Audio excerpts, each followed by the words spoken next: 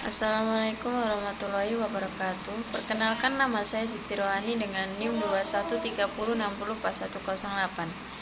Saya akan memenuhi tugas keuangan publik dan materi yang saya akan sampaikan adalah tentang APBN. Pengertian APBN: Anggaran Pendapatan dan Belanja Negara atau yang disingkat APBN adalah rencana keuangan tahunan pemerintahan negara Indonesia yang disetujui oleh Dewan Perwakilan Rakyat. APBN berisi dan daftar sistematis dan terperinci yang memuat rencana pemerintahan dan pengeluaran negara selama 1 tahun anggaran 1 Januari 31 Desember. APBN merupakan APBN dan tanggung-jawaban APBN setiap tahunan ditetapkan dengan undang-undang. Tujuan penyusunan APBN adalah sebagai pedoman pengeluaran dan pemerintah negara agar terjadi kesinambungan yang dinamis dalam rangka melaksanakan kegiatan-kegiatan kenegaraan demi tercapainya peningkatan produksi, peningkatan kesempatan kerja, pertumbuhan ekonomi yang cukup tinggi, serta pada akhirnya disetujui untuk mencapai masyarakat adil dan makmur,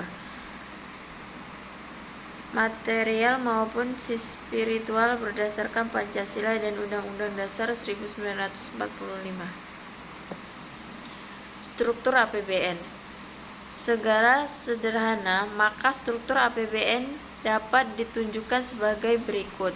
1.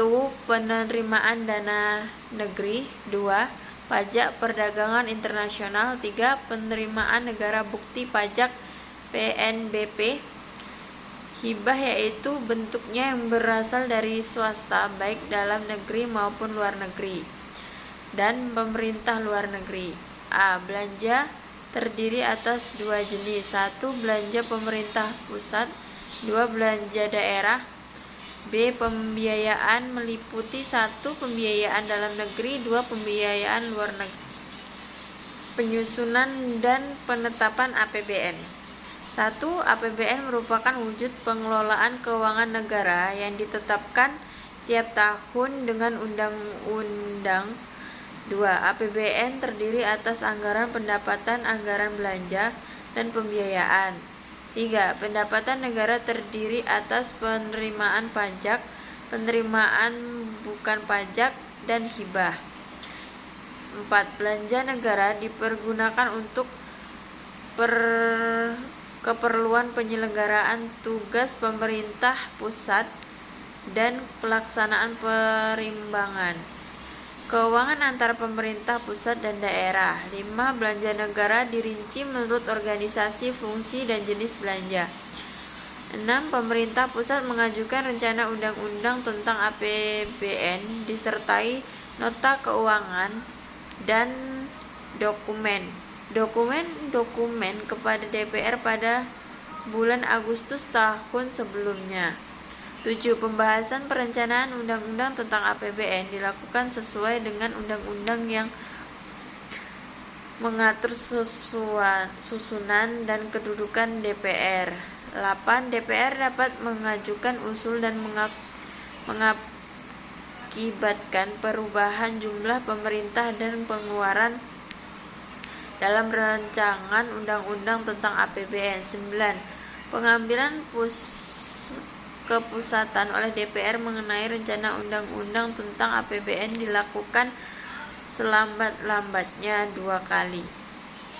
Fungsi APBN. APBN merupakan instrumen untuk mengatur pengeluaran dan pendapatan negara dalam rangka membiayai pelaksanaan kegiatan pemerintahan dan pembangunan, mencapai pertumbuhan ekonomi, meningkatkan pendapatan nasional, mencapai stabilitas perekonomian, dan menentukan arah serta prioritas pembangunan secara umum. Pertumbuhan ekonomi. Pertumbuhan ekonomi adalah proses kenaikan kapasitas produksi sesuatu perekonomian yang diwujudkan dalam bentuk kenaikan pendapatan nasional. Sesuatu negara dikatakan mengalami pertumbuhan ekonomi apabila terjadi peningkatan GNP real di negara tersebut. Adanya pertumbuhan ekonomi merupakan indikasi keberhasilan perkembangan ekonomi. Pembangunan ekonomi adalah suatu proses kenaikan pendapatan total dan pendapatan per kapita dengan memperhitungkan adanya pertambahan penduduk dan disertai dengan perubahan fundamental dalam struktur ekonomi suatu negara. Pembangunan ekonomi tak dapat lepas dari pertumbuhan ekonomi, economic growth. Pembangunan ekonomi mendorong pertumbuhan ekonomi dan sebaiknya pertumbuhan ekonomi memperlancar proses pembangunan ekonomi. Pertumbuhan ekonomi merupakan salah satu indikator keberhasilan pembangunan ekonomi. Akan terjadi pertumbuhan ekonomi bila ada pembangunan ekonomi, karena pembangunan ekonomi mengakibatkan perubahan pada sektor ekonomi. Namun pada hakikatnya faktor-faktor tersebut dapat dikelompokkan menjadi dua, yaitu faktor ekonomi dan faktor non-ekonomi. Satu, faktor ekonomi yang mempengaruhi pertumbuhan dan pembangunan ekonomi. Di antaranya adalah sumber daya alam, sumber daya manusia, sumber daya modal, dan kehilangan atau kewirausahaan. Sumber daya alam yang meliputi tanah dan kekayaan alam seperti kesuburan tanah, keadaan iklim atau cuaca, hasil hutan, tambang, dan hasil laut sangat mempengaruhi pertumbuhan industri. Ada beberapa faktor mempengaruhi pertumbuhan dan pembangunan ekonomi. Pada hakikatnya faktor-faktor tersebut dapat dikelompokkan menjadi dua, yaitu faktor ekonomi, faktor non-ekonomi. Baiklah, sekian dari saya. Assalamualaikum warahmatullahi wabarakatuh.